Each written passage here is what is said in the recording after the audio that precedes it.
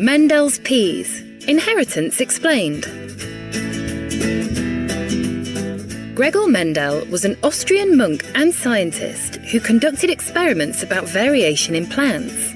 He chose to study the pea plant as his primary model system to study heredity because it grows quickly, produces many seeds, and it can either self-pollinate or cross-pollinate with another plant.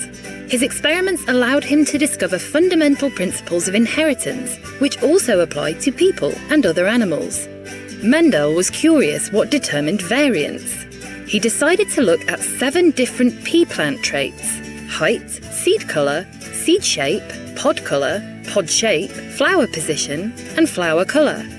He used selective breeding to observe these traits over many generations.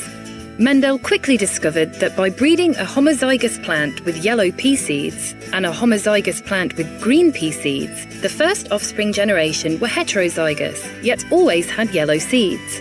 That is, they inherited a Y, yellow, dominant allele from one parent and a Y, green, recessive allele from the other. This meant that they had a 50-50 chance of passing on one or the other alleles to each individual offspring. The next generation, however, always had a ratio of 3 yellow to 1 green.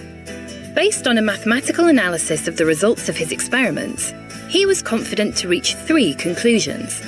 First, each trait is dependent on genes which are passed on unchanged.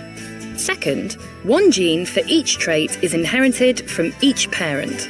Thirdly, some traits may not be apparent in an individual, but can be passed on to the next generation.